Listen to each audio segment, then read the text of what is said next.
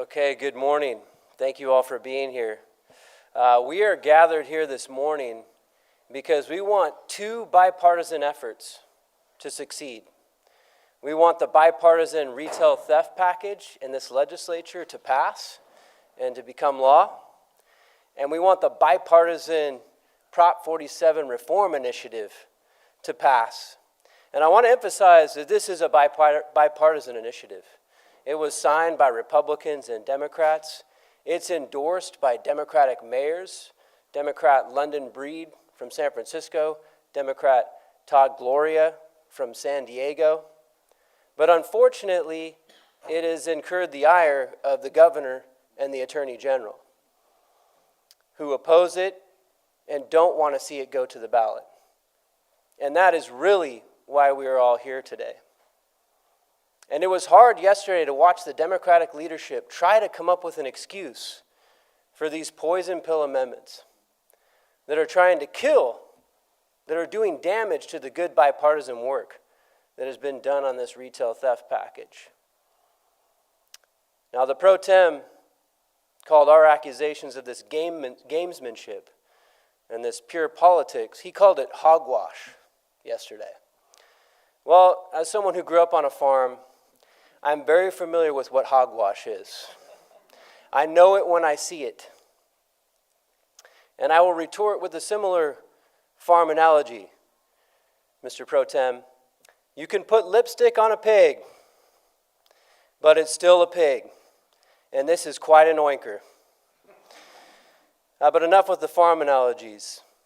The real reason that this is happening is because the governor and the Attorney General, Rob Bonta, are doing a very cynical, and for all of us that know what's going on, it's a very transparent attempt to rewrite and distort the Prop 47 initiative. That's why they're proposing these amendments in the last minute. Has nothing to do with inconsistencies. They couldn't even point to an inconsistency, right? It's about politics. And it's about trying to lie to the voters and distort the message to the voters about this initiative. The people want to vote to change Prop 47. They've seen what's in it. When they lied the first time and said this was going to create safe neighborhoods and safe communities, they saw that was not true. And we've seen the increase in crime, we've seen the rampant theft, we've seen the smash and grabs, and the people are tired and they want to vote. Gavin Newsom and the Attorney General don't want them to vote, or they want to distort that vote. And that's why they are pushing these poison pill amendments. They are really the ones behind this. And you watch. Now, I am hopeful that my colleagues in the legislature, on both sides of the aisle, are going to be able to stop these poison pill amendments from going through. I really do believe that. I hope that our colleagues will stand together and not do that. But if they do pass these things through, you watch Rob Bonta try to change and rewrite the ballot title and summary for the Prop 47 initiative. And we should hold him accountable, not allow that to happen. Let the people vote. The language is clear about what this does and what it doesn't do. And real quickly, let's talk about what it does do. It finally holds fentanyl drug pushers accountable with real sentencing, with real enhancements to stop these folks who are poisoning and killing our kids. Let's talk about what it really does. It stops the rampant theft, the serial theft that's going on. 3 times, you do jail time. No more of this, oh, well, did you do $950? Did you do it the next time and the next time? No more serial theft. That's what the initiative does. And thirdly, it actually gets people into drug treatment. When Prop 47 passed, it took away that strong incentive to get people into drug treatment, because that is at the root of where a lot of this is coming from, people addicted to drugs. But if they get that rehabilitation, they get that treatment, they can get on a better path to life. That's the other thing this initiative does. And that's why this bipartisan effort needs to pass, and we need to stop the games, let the people vote, let them vote on the language right now, and stop trying to mess with democracy. Thank you. And so next I'd like to invite up my good colleague and fighter on the Senate side, Senator Brian Jones. Good morning, everybody. Thank you. It's a pleasure to be here. I'm Senator Brian Jones. I represent the 40th Senate District, and I'm the Senate Minority Leader. And it's a pleasure to serve in that capacity for all of Californians. I want to start this morning by saying thank you to a couple of folks. First of all, I want to thank the press for being here and taking this serious. As the Democrats, as Assemblymember Gallagher pointed out, as the Democrats try to dismiss this as gamesmanship, as dismiss this as politics, well, I kind of have the philosophy that whatever they're saying is happening is actually what they're doing.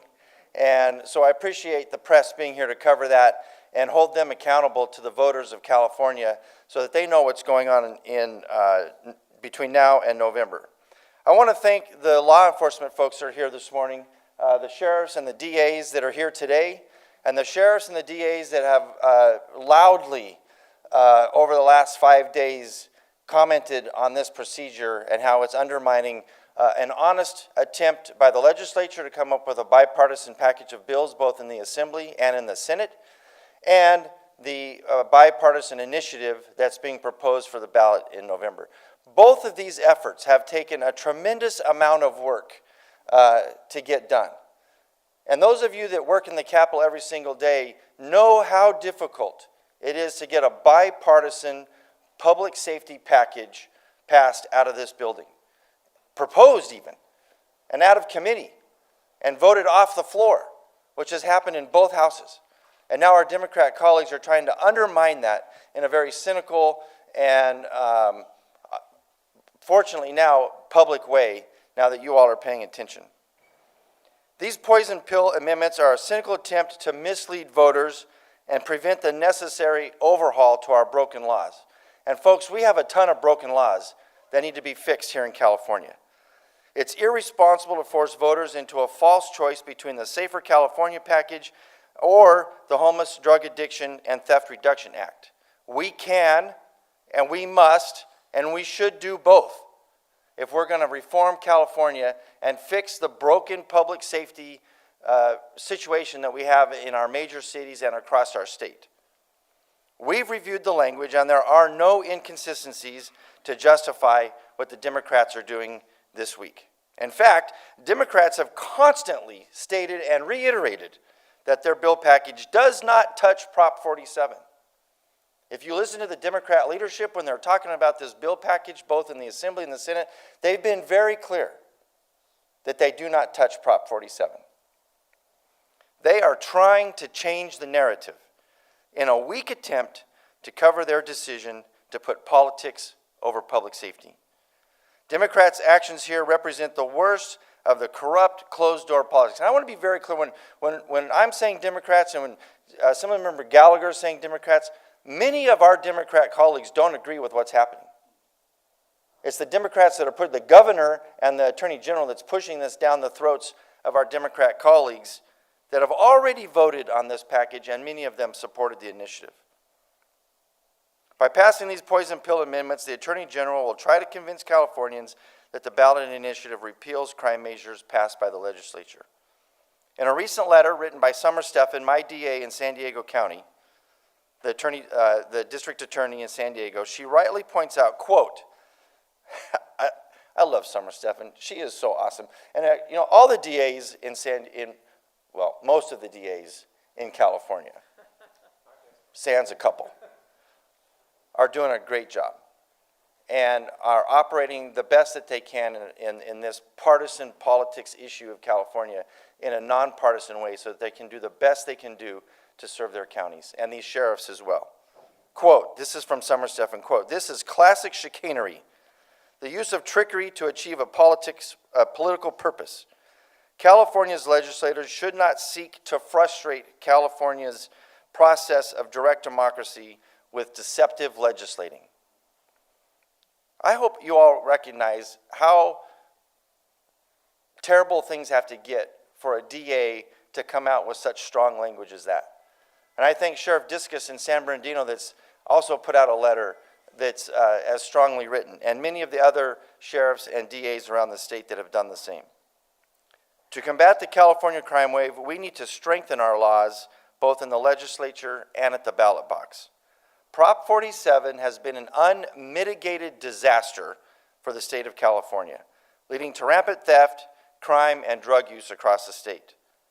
Unfortunately, Democrats in this building are too prideful to admit their mistake with Prop 47. It's unbelievable to me.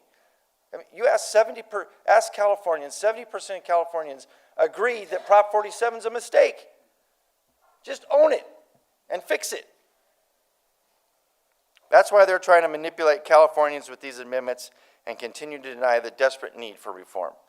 Republican lawmakers support progress, which is why we backed the recent bipartisan crime-fighting measures passed. While these measures are encouraging, they still miss the mark by avoiding any reform to Prop 47. We will not back these measures with these poison pills in them. Importantly, we urge the proponent, and just as importantly, and maybe more importantly, we urge the proponents of the ballot, of the initiative, the proponents of the initiative and the supporters of the initiative, both Democrats, Republicans, and no party preference, elected officials and others, to withstand the pressure from the governor, the attorney general, and Democrat leadership to withdraw the ballot. Do not withdraw the ballot measure. And do what is right for the state. And my colleagues up here and I will continue to encourage and admonish our Democrat colleagues to do the same thing, to fight for our state. One more group of people I want to thank are the parents and the families of the crime victims that are here representing their families today. It's unbelievable to me that we're in this position, that we have to subject these families to this continuous pressure to show up and to testify and to say what's going on in this state. It's not fair to them that they had to go through it in the first place, and it's not fair to them that they have to continuously show up and help us fight for this. So I want to say thank you to the families that are here today as well. Thank you very much.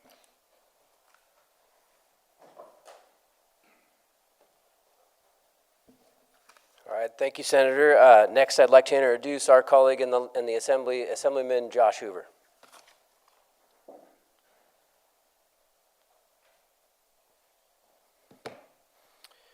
Thank you.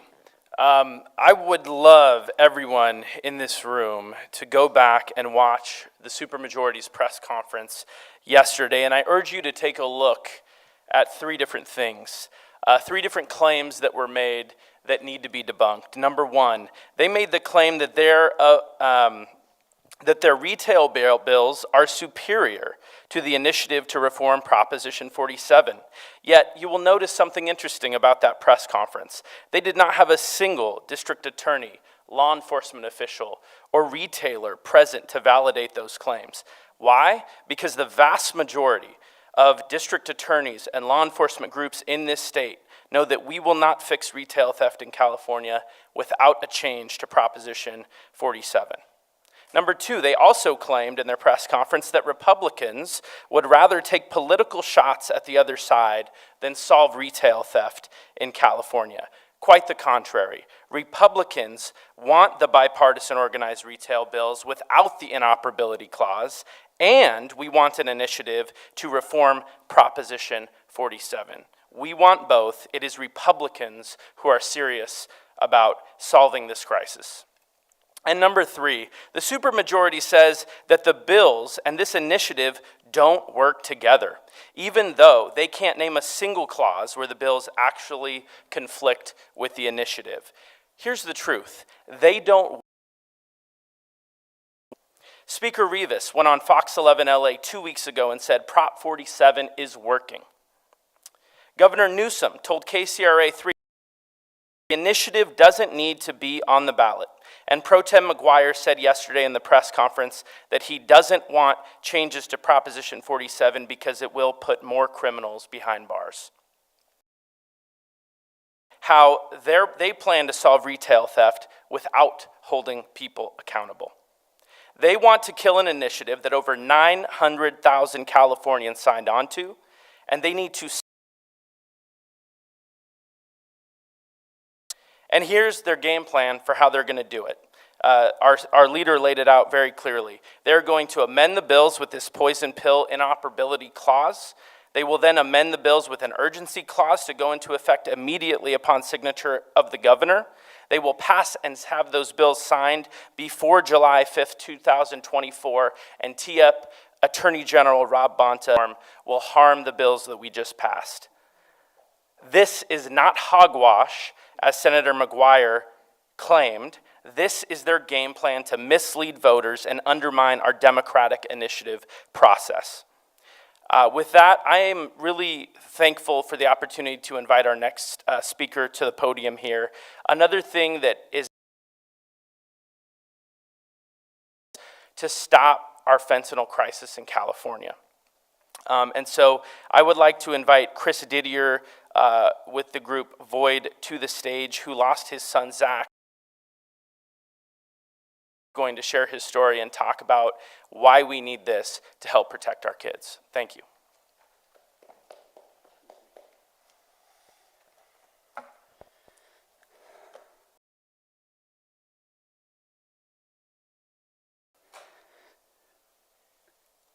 I guess I have a disclaimer. This is not an easy topic to talk about. But it's important to talk about it because we may not know what our future holds, but we do know who the future, and we all must do better. My name is Chris Didier. I'm a father of 3 incredible children. This is Zach, and I'm Zach's dad. I'm also an executive board member of a nonprofit called Victims of Illicit Drugs. On December 27th, 2020, I found my 17-year-old son appearing to be asleep in his bedroom but not breathing. We then later learned he had unintentionally took a fake pill. He medicine. But what this was a fake pill made of illicit fentanyl and took his life. Like so many of our youth, Zach was successful in all aspects of academia, athletics, music, and community service. Since then, California legislation has brought little to counter the changing landscape of the eroding challenges that are impacting California, such as illicit fentanyl. This ballot initiative called the Homelessness, Drug Addiction, and Theft Reduction Act brings needed and appropriate measures, and I ask for your support. The legislative majority are attempting to derail this initiative while fast-tracking alternative measures that simply are watered down. These alternatives fall well short, and none address homelessness or drug-related crimes. Additionally, these measures unnecessarily include a poison pill clause if our ballot passes. As a grieving father, these political tactics and comes across as being disrespectful to those who've lost a loved one from a fake poison pill. For these legislators who are in support of our ballot and reject or derail meaningful policies, you are not my audience. You've had your chance. As voters, we are simply needing to address 2 simple legislation only now trying to act that gives the appearance of meaningful improvements. Is this because the ballot initiative has garnered almost twice the needed signatures? And 2, why is there David Brooks shared to the graduating class of University of Chicago, once a society tolerates dishonesty, incuriosity, and intellectual laziness, in California theft and drug issues, and wanting change. Today, I stand before you with a profound sense of urgency to find heartbreak pain into heartfelt purpose. Now is the time for all California voters to act this November and support this ballot initiative that can bring meaningful progress and Godspeed.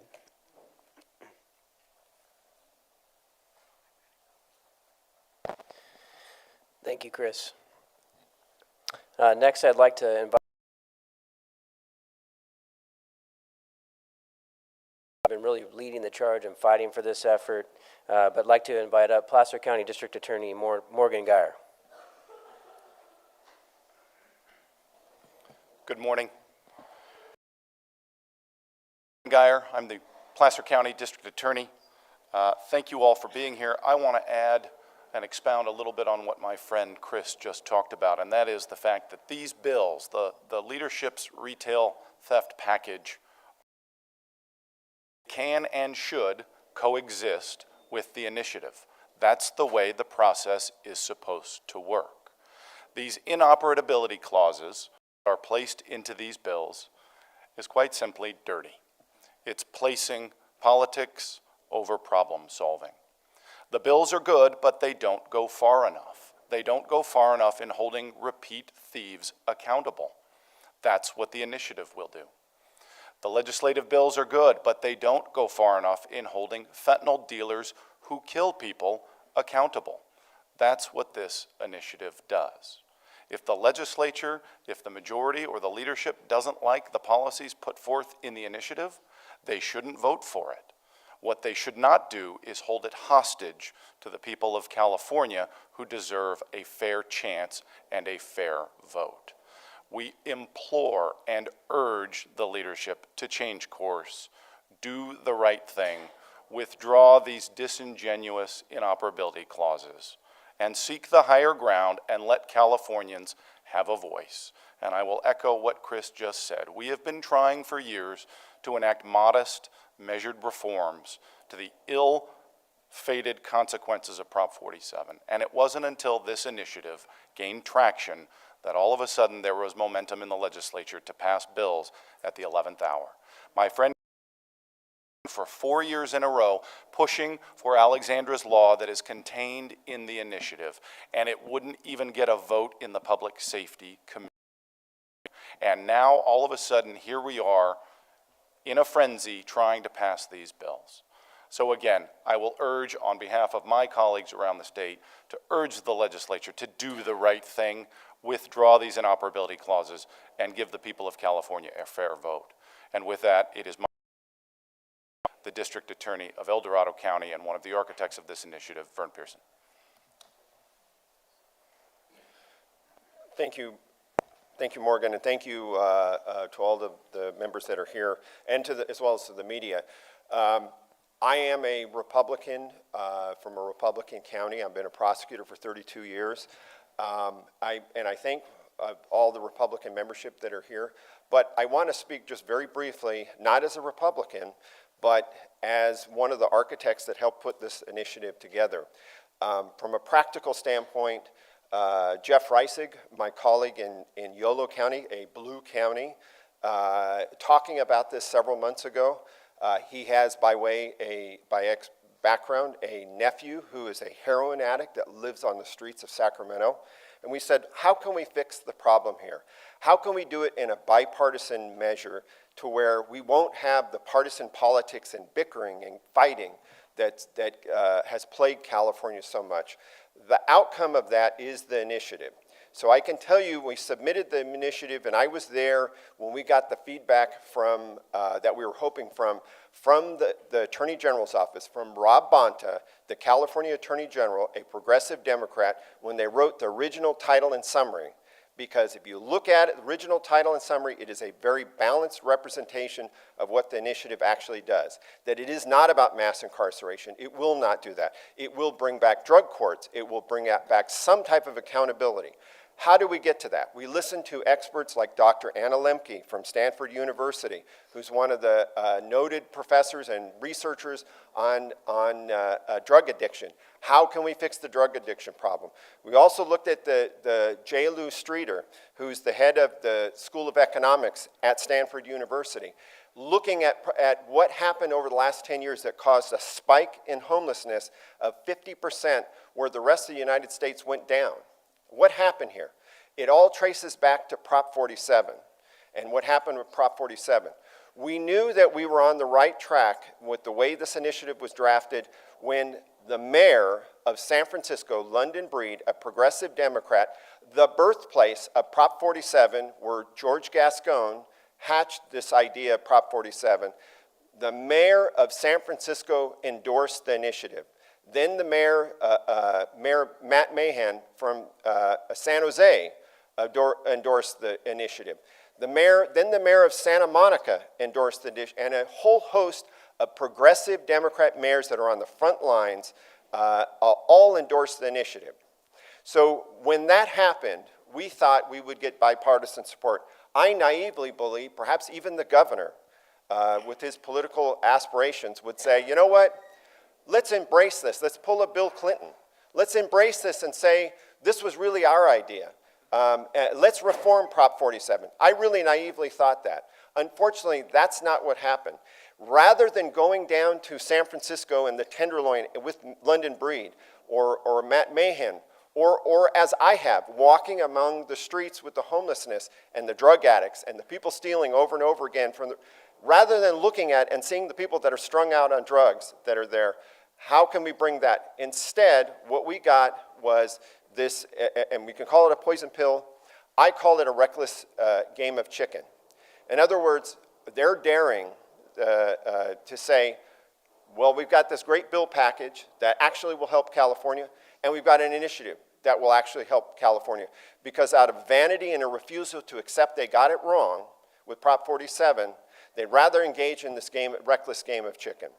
So with that, I strongly urge the moderate Democrats, the moderate Republicans even, that are being asked by their leadership to embrace this poison pill game of brinksmanship, to walk away from it and simply say, you know what, we just want to vote on a clean bill. These are good bills. Let's stay away from this poison pill thing. Thank you very much.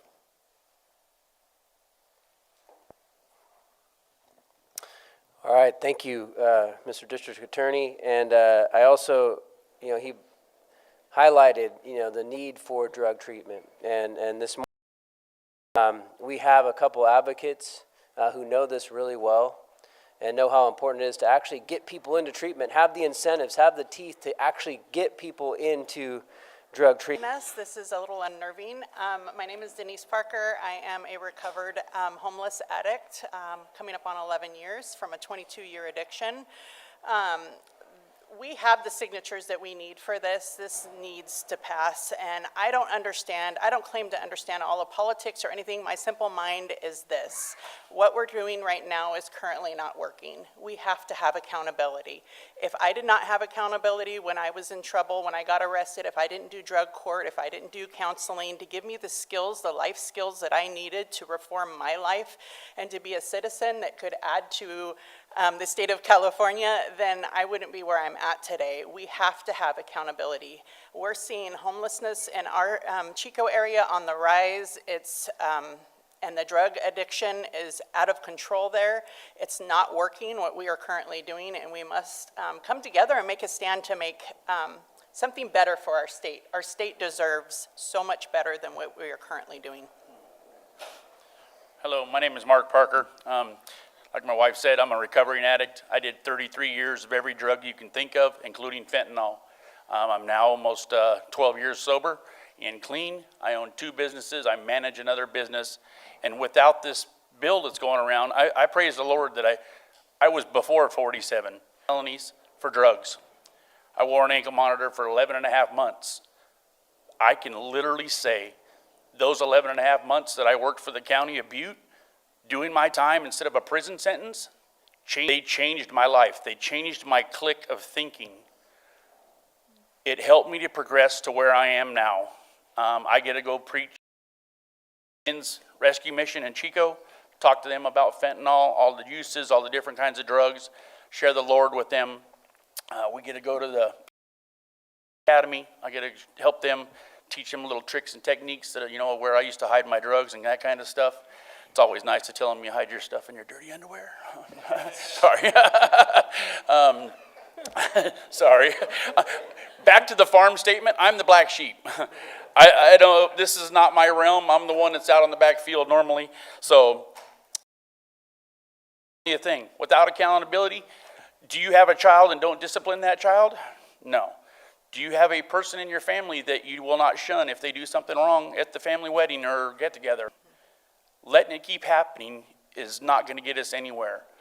When it comes to voting and bills, it should be decided by one person or one governing entity. We have to have consequences to our choices.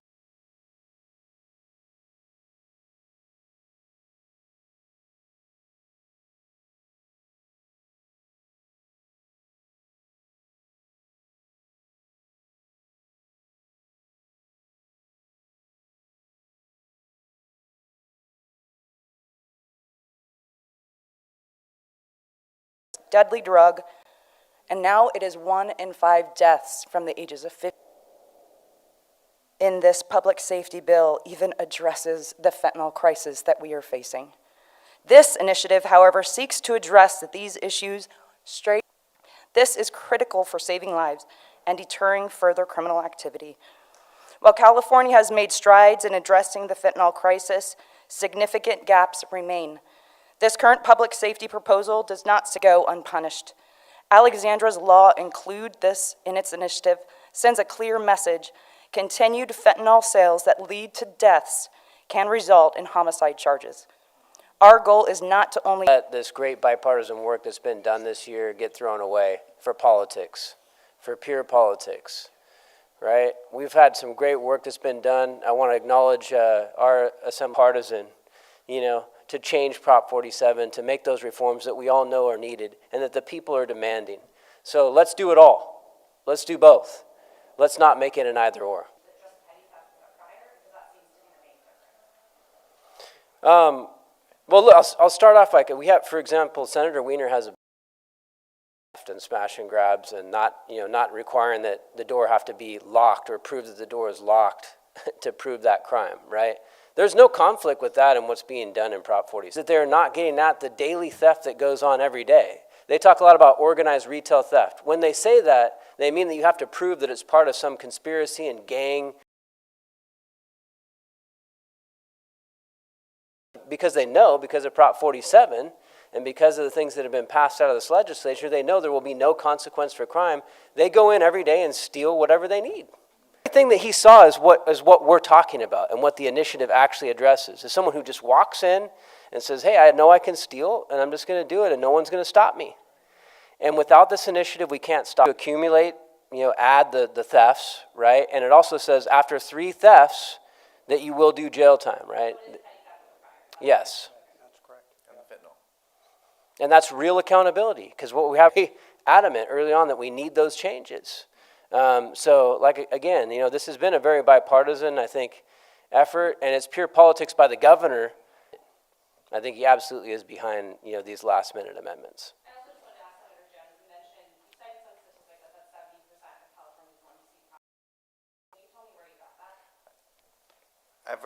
That has been showing up in some internal polling, so I will try to find the source of that and get that to you so that we have a legitimate source on that. No, and I think you saw that yesterday. They struggled to name even one. I think the only one that I heard them bring up was something about an inflation factor on the 500,000.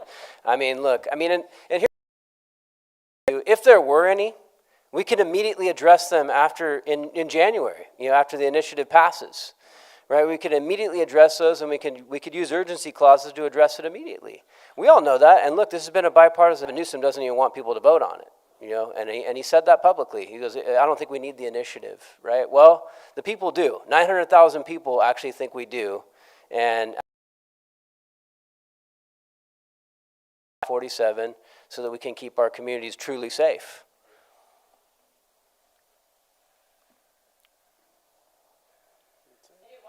Okay, go ahead. Yeah. So do you all, reducing measures, is if you voted with a block and some progressive Democrats laid off, is that something you plan to consider? So 2 things. One, I hope that, yes, we will all unite, Republicans and Democrats. We as Republican fashion, very strong support already to pass these bills both in the Assembly and the Senate. It's only here at the last minute that they're trying to insert, the inoperability, right? And I believe that we will get, I am very hopeful that we'll have Democrats joining us to say enough is enough, stop that. Let's move forward and let's do both.